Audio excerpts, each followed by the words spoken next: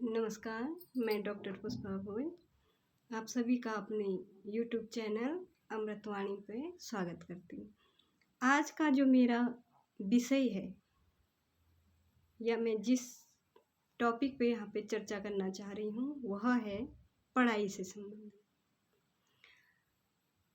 जब हम पढ़ाई करने की बात करते हैं तो हमारे दिमाग में कई तरह के प्रश्न होते हैं। बहुत से बच्चों का पढ़ाई पे मन नहीं लगता है और कई लोग तो पढ़ाई के अभाव के कारण अपने लक्ष्य तक नहीं पहुंच पाते, क्योंकि किसी भी लक्ष्य को प्राप्त करने के लिए बहुत ज़रूरी जो है वह है पढ़ाई। जब हम किसी प्रतियोगी परीक्षा की तैयारी करते हैं तो उसमें हमें 3 महत्वपूर्ण, प्रतियोगी ही क्यों, चाहे कोई भी परीक्षा हो, उसकी जब हम तैयारी करते हैं तो उसमें 3 बातें महत्वपूर्ण होती है। क्या, कैसे,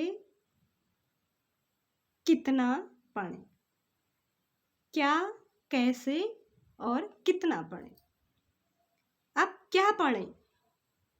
क्या पढ़ें कि जिससे हमें उस परीक्षा में आसानी से सफलता मिल जाए, जिससे हम अपने लक्ष्य को प्राप्त कर सकें। क्या पढ़ें?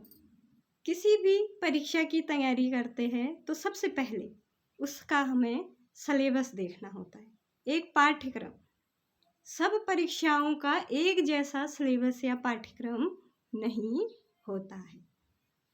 अब सबसे पहले हम उसका पाठ्यक्रम देखकर या नेट से डाउनलोड करके या जिस प्रकार या उस पहले के जो प्रश्न पत्र है उस परीक्षा से आधारित या उस परीक्षा को दिए हुए जो पहले परीक्षार्थी है उनसे बातचीत करके उसकी सिलेबस की जानकारी ले लेंगे। अब सिलेबस की जानकारी लेने के बाद हम उस सिलेबस पर आधारित, पाठ्यक्रम पर आधारित संपूर्ण पुस्तकों का अध्ययन करेंगे। मतलब अध्ययन ये करेंगे कि कौन से राइटर या लेखकों के द्वारा लिखी गई पुस्तकें उपयोगी होंगी उस परीक्षा के लिए।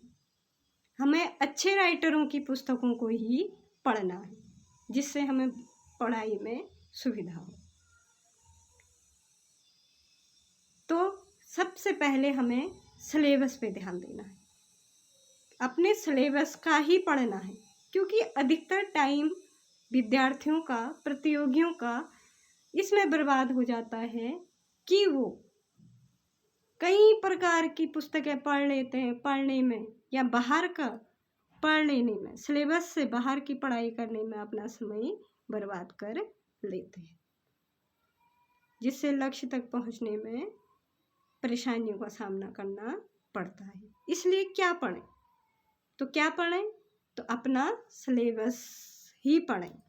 सबसे पहले उस परीक्षा पर आधारित सिलेबस को ही हमें पढ़ना चाहिए, क्योंकि किसी भी परीक्षार्थी के पास एक निश्चित समय सीमा होती है।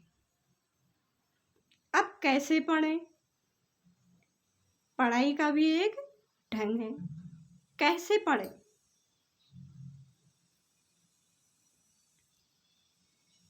कैसे पढ़ें?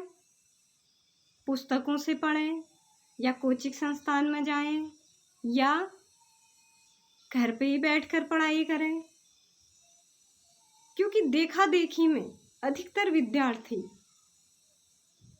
यह तय नहीं कर पाते हैं कि वो कैसे पढ़ें। उन्हें खुद पे भरोसा नहीं रहता है, क्योंकि अधिकतर आजकल कोचिंग संस्थानों में पढ़ने जब विद्यार्थी जाते हैं तो एक दूसरे को देखकर विद्यार्थी इससे प्रभावित होते हैं। लेकिन जो सबसे महत्वपूर्ण है वह है सेल्फ स्टडी, स्वयं के द्वारा जो स्टडी की जाती है। क्योंकि अगर सिलेबस का आपको पता है तो सेल्फ स्टडी से बढ़कर कोई भी पढ़ाई नहीं होती है, क्योंकि पढ़ना आपको स्वयं होता है। तो इसलिए आप मार्गदर्शन के लिए कोचिंग संस्थानों का सहारा ले सकते हैं, परंतु कोचिंग संस्थानों में जाकर कई छात्र, कई विद्यार्थी, कई प्रतियोगी हीन भावनाओं का शिकार हो जाते हैं, क्योंकि अधिकतर इंसान वो दिखाता है जो वो होता नहीं है। क्योंकि वो बाहरी व्यक्तित्व को देखकर कुछ ऐसे विद्यार्थी होते हैं जो वहाँ जाकर प्रभावित हो जाते हैं, हमें तो इनके सामने कुछ भी नहीं आता, या हम तो बहुत पिछड़े हुए हैं, या हम तो सरकारी स्कूलों से पढ़े हुए, या हम गांव घरों से पढ़े हुए हैं।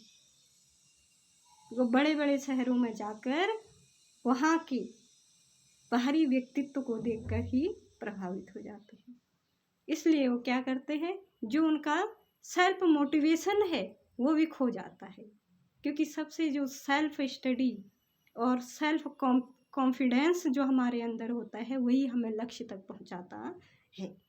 दुनिया का ऐसा कोई कोचिंग संस्थान नहीं है जो आपको अपनी की मंजिल तक पहुंचा सके, लेकिन हाँ, आपका सेल्फ मोटिवेशन, सेल्फ कॉन्फिडेंस ऐसा है जो आपको किसी भी लक्ष्य तक पहुंचा सकता है। तो इसलिए कैसे पढ़ें, जहां आपको सही लगे, क्योंकि कुछ विद्यार्थियों का ग्रुप में पढ़ने का मन करता है, कुछ विद्यार्थी अकेले पढ़ना चाहते हैं, कुछ प्रतियोगी ग्रुप डिस्कशन करके पढ़ना चाहते हैं, और कुछ एकांत में अकेले पढ़ना पसंद करते हैं। इसलिए जैसे आपको सही लगे वैसे आपको पढ़ना है, वैसे आपको पढ़ाई करनी है। कितना पढ़ें, ये भी जानना बहुत जरूरी है कि कितना पढ़ें।